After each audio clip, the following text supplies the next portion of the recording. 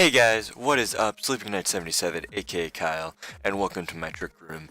This is my week 10 team builder against the Durham Druddigons and coach Leo, aka 6 Foot Hacks. Of course, last week we did not have a team builder because I was extremely busy with work. I am still extremely busy with everything going on in my life, but I had enough time to come down, sit down, and do a team builder. Because I know that people like to see what I'm bringing and not just being told every week with spreads and every week, so and every time. So this week, again, we're playing Leo and the Durham Druddigons. His team will be on the screen. He has Victini, regular Garchomp, Tangrowth, Klefki, Mega Aerodactyl, Crocodile, Cobalion, Skuntank, Selgor, Jellicent, and Raichu.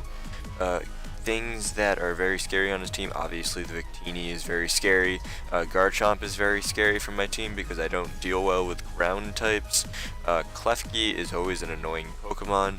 Mega Aerodactyl is fast, and I think I only have like about 3 things that outspeed it. Scarfed, so very scary Pokemon for my team as always. Crocodile isn't too much of an issue. Based on what I have, because I have stuff like the Kyurem, I have stuff like the Aromatisse that can kind of shut it down. So I don't expect him to bring Crocodile and Garchomp. If he's going to bring one of those two, it's probably going to be Garchomp. Cobalion is very scary. As always, that Steel Fighting type is a very good defensive typing, and it can Calm Mind or Swords Dance and set up sweeps that way. Skuntank, I expect to bring because it has a weakness to ground, and that's the only weakness it has, and I don't have a ground type, so I obviously expect Skuntank to come. Jellicent is kind of iffy just because it's been doing work for him the last few weeks, so I know he has it, and I know he knows how to use it, but knowing what I have with the Xurkitree and everything, I don't know if he's going to bring it. And Raichu, I highly expect with Lightning Rod just to counter that Xurkitree that I do have. So, of course, his team will be on the side of the screen as I go over my team right now. We're going to lead off with the Mega Heracross with Pin Missile, Close Combat, Bullet Seed, and Substitute.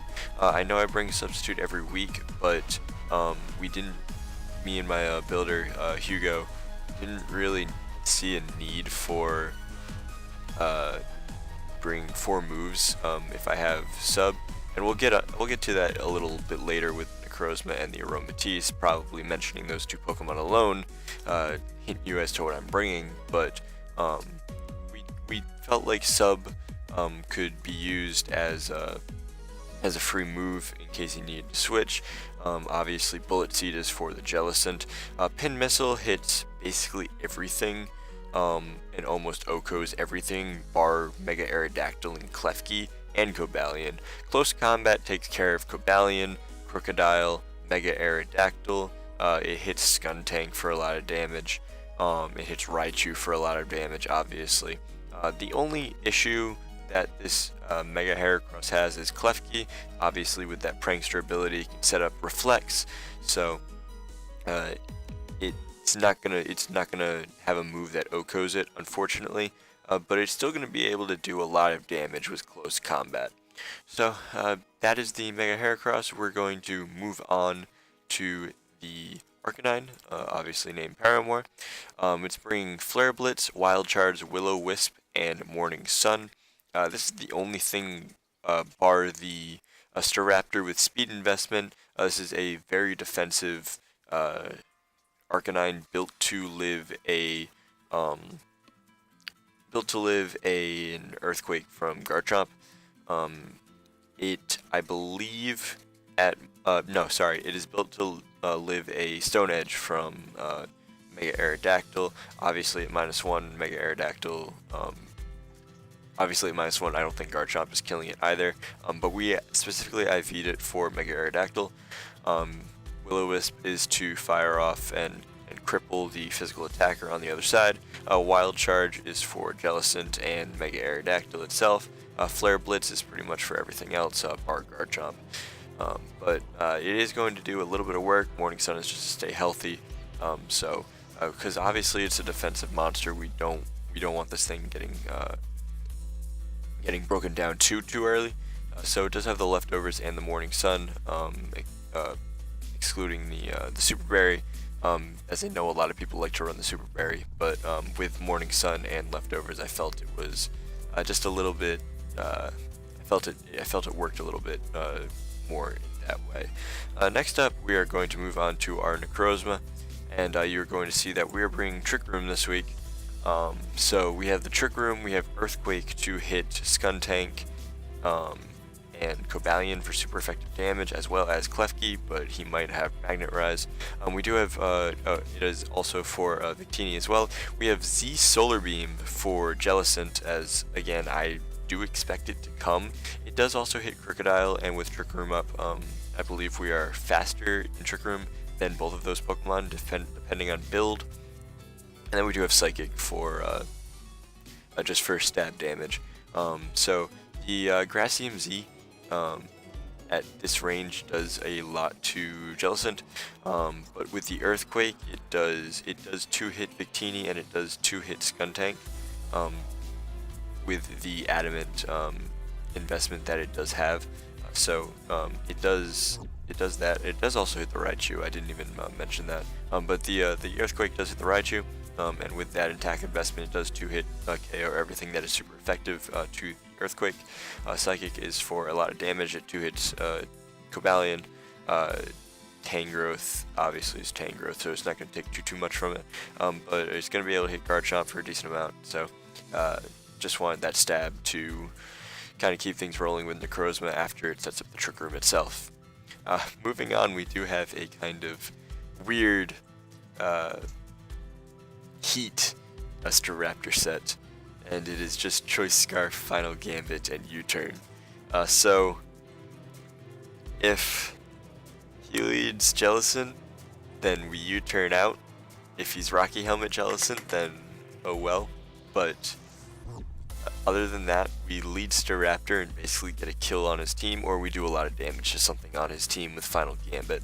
Obviously the max HP is going to allow it to do max damage with the Final Gambit, and speed is going to allow me to outspeed everything on his team, even the Mega Aerodactyl, which is, I didn't really need any other investment, so that's why it's 252, but it's literally just meant to go out there and die, so that's why it's Final Gambit, U-Turn, Intimidate ability, just in case it doesn't kill. I know stuff like Tangrowth and Garchomp can be, I believe, IV'd, and Victini as well can be EV'd with HP to live a Final Gambit, but I don't think that he's going to be expecting it, so I don't know if he's going to HP invest to a Final Gambit Staraptor. But that's our Heat Staraptor. It's literally meant to go out there and die. It's meant to actually get a kill this week though, so good on you, Staraptor. Good job. We're looking for big things from you this week.